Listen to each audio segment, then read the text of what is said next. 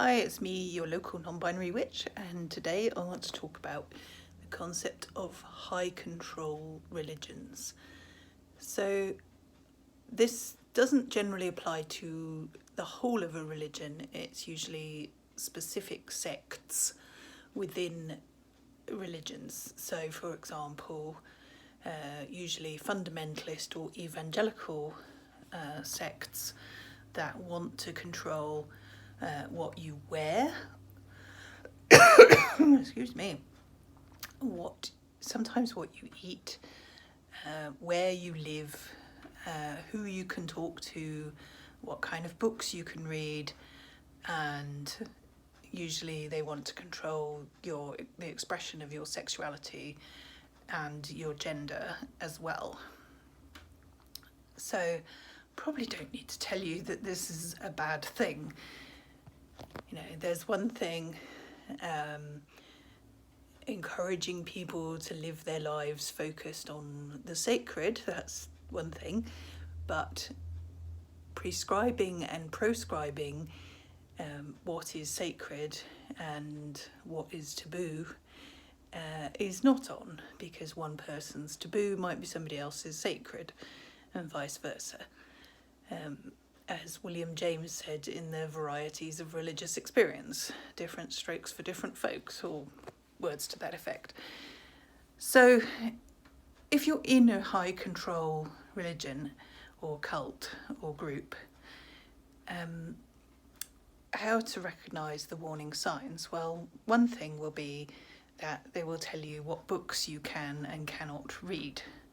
So this sort of behaviour has unfortunately happened within paganism. I am aware of certain pagan leaders who have told their groups not to read my books, for example.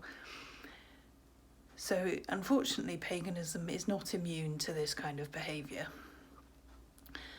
Recently, there was a group came to light that they had been telling their members that attending their meetings was more important than important things like going and supporting your family after a bereavement, and also controlling where people can live, and even, you know, encouraging them to get a job with the group and get their housing from the group, so that made it really, really hard for people to leave.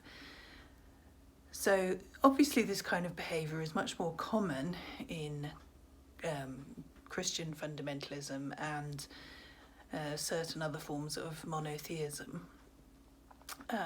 However, it can appear in any religious tradition, and this kind of behaviour is called high control, and it's because that group is trying to gain a high amount of control over your life.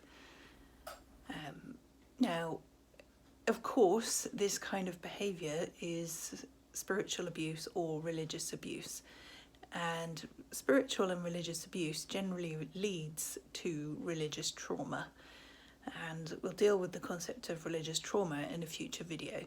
But if you are in this situation and you feel you need to get out, there are groups that can offer help. There's spiritualabuseresources.com has a wealth of information, and I've linked to several more similar groups from the Changing Paths Resources website, which I'll put the link to down below.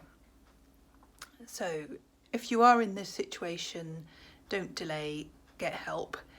And, you know, check out the list of warning signs of groups that shows you what kind of groups and what kind of behaviours are a giant red flag. And this obviously helps to avoid getting into the situation in the first place. And, you know, get help, get out, and you know, stay safe out there, everybody. Okay, take care now. Bye.